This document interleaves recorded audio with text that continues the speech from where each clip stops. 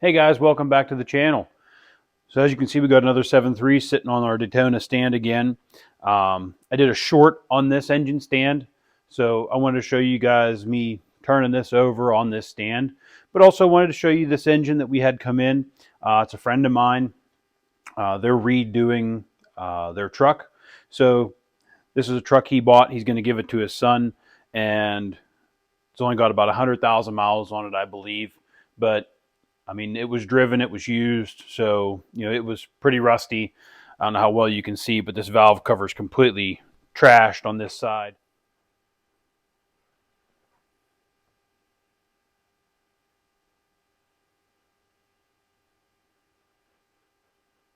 And the crankcase vent is actually starting to rust through where it's pinched together. So he brought me this engine out of the truck and said, hey, just go over it and do what you did to that other engine that I saw and basically just refresh it, because granted it's only got 100,000 miles on it, but I do believe this truck is a 2002. So granted, this engine has what, 21 years on it right now. I think the only thing they've ever done to it is change an alternator and a radiator. So they had an issue with the radiator where the transmission cooler broke inside the radiator, and that mixed automatic transmission fluid with the coolant, and then obviously that pumps oil coolant through the engine. So we had a milkshake with this. So I flushed this thing out, and so we took care of that, and it took us a good while to get it all flushed out, and hoping that we got it all, but I think we got the majority of it. I don't think it'll cause him any more issues. So we got the fuel lines off. You can see we got the fuel bowl and everything taken out of here. So no turbo, no fuel bowl. We took the fuel lines off. I have the engine lifting brackets off of here, the high pressure oil lines. Now this has the quick connects, so you do need a special tool to get those off. I don't necessarily like the quick connects on this era of 7.3. Hey, they're easy to put on. They're kind of terrible to get off sometimes. So I usually just change them out to a standard line setup like the 94.5 to 97 Powerstrokes had. So that's usually an upgrade in my eyes. However, these work. So I don't know if we're going to be changing those or not on this engine. We are going to get a new crankcase vent box here with the mesh in it, a new valve cover for this side. As you can see, the timing cover's off because I wanted to replace that gasket, make sure that it was nice and clean since we had the oil contamination in the coolant. So pulled that off of there, made sure that was nice and clean. We'll just keep going here. There's a little bit of a dead spot in these. You just got to be prepared for it.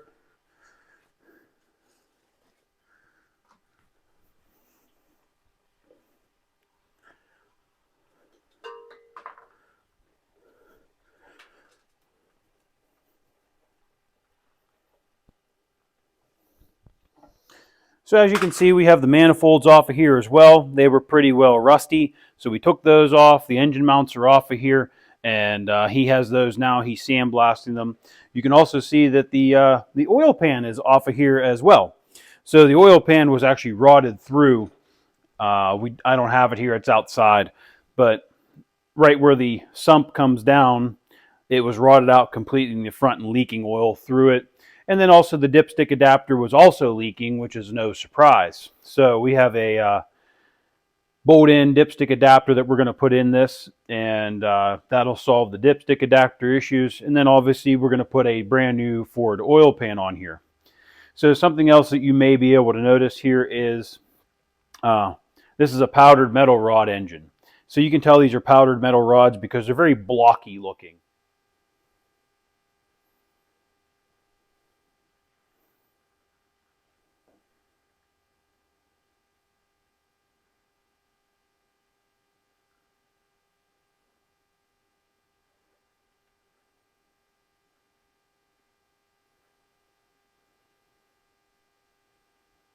So your PMR rods are very blocky looking, whereas your forged rods have casting webbing in them and everything.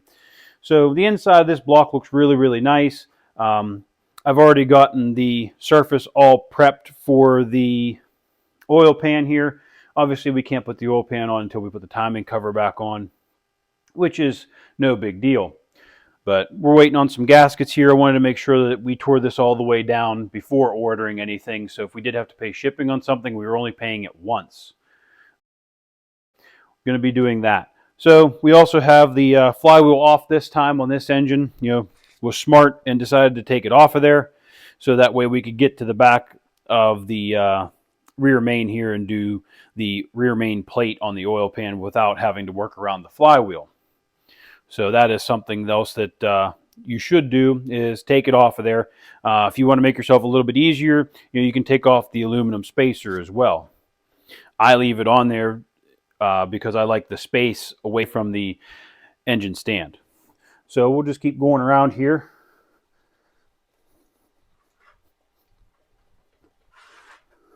As you can see here, we got the oil cooler off. Now, the only bad thing about this engine stand is they give you a short crank. Now, with the heads on here, you have all of this weight out there. Usually this is a two-handed operation. However, it doesn't take much to do. You can see it just takes two hands just to make sure that you have the ability to do it here. So it holds it there. You have a lock, but it stays. You can see we have the oil cooler off of here. So we got to clean this up. We also have this manifold off as well. So something I'm going to point out to you here is I haven't cleaned these up at all yet. But if you see, there's some dark at the bottom of these.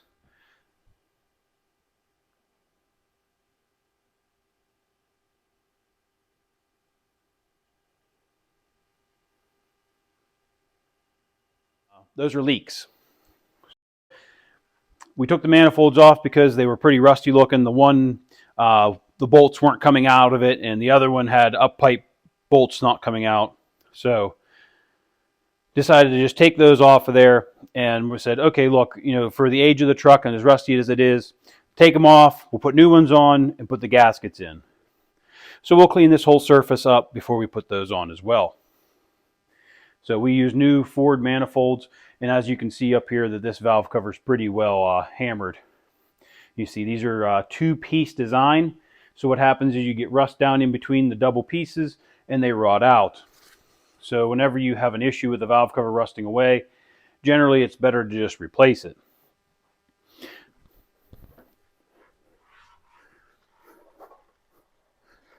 Once you get this one head past your center mark here, you can see it goes pretty easy because I just did this with one hand here. Now there is a lock on here, so you can lock it in place if you are wrenching on it. And then the only other thing that we're going to do here, since I've already cleaned this whole thing up, is we're going to put new glow plugs in.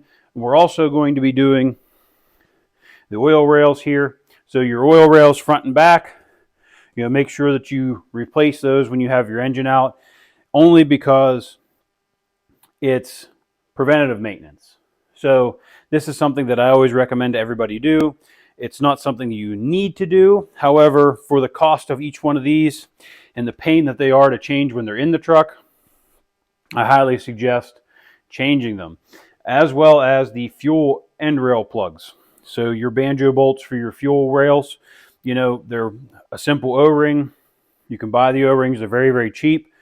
Pull them out, change the O-rings. So that's something that I also suggest doing with this out. One other thing we're going to be replacing is the ICP sensor. This is the old style original ICP. It does have a little bit of oil in it, so we're going to be changing it out as well. These are things that I like to do to almost every 7.3 if it's out. So this will be the third one I've done like this. And so far to this day, I haven't had any issues with me doing all of this while it's out. It's a little bit of money up front. However, it is completely worth it in the long run, because if you have to change these oil rail plugs in the back, and the OBS, it sucks. And the Super Duty, you're taking the cab off, because the front of the cab is literally about right here for your cowl overhang, whereas the OBS is a little bit farther back here. So you can actually get in here and work a little bit, where the Super Duty, there's zero access. So if you have a 99 and up truck and you got the engine out or you have the cab off, this is all stuff that you should be doing. It does cost a little bit of money, but it sure saves you a headache later on. As you can see, we got this engine pretty well torn down here. Everything looks good internally. We looked at the bottom through the open oil pan. Everything looks good on the bottom. The cylinders look good. The oil squirters are all intact. Nothing looks to be out of place. So this is a good, strong, healthy engine. So we're just going to be doing the maintenance items to this and getting it all prepared to last, hopefully forever for him at this point. I'm going to be covering this engine a little bit. We'll see how far that this series goes for this engine. Like I said, we have some stuff to do to this. I'm not going to cover all of it because it's all been covered in previous videos that I've posted. I've done the oil pan. I've done the oil rail plugs. I have done the fuel bowl rebuild.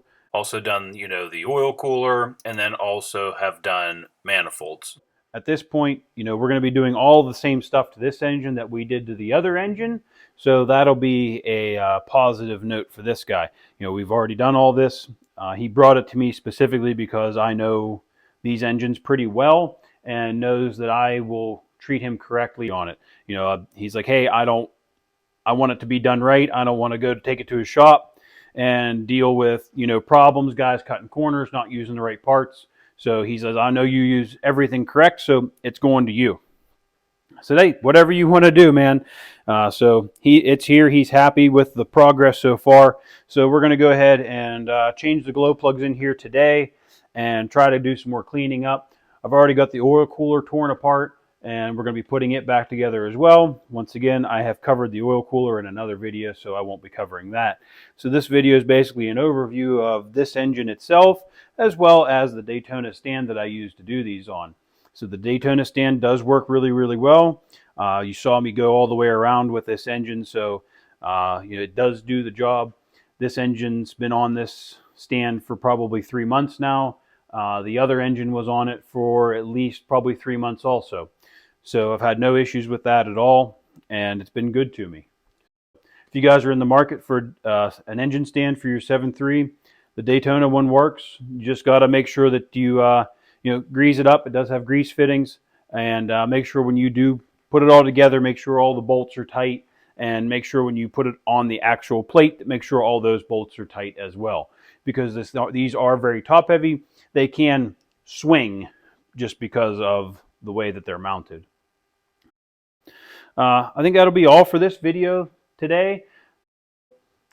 We'll check back in on this engine here in a little while, and hopefully I'll show it to you all back together on all, at least it won't be spick and span, but it'll be a lot cleaner and a lot nicer than what it is now. Thanks for watching, guys, and we'll catch you on the next one.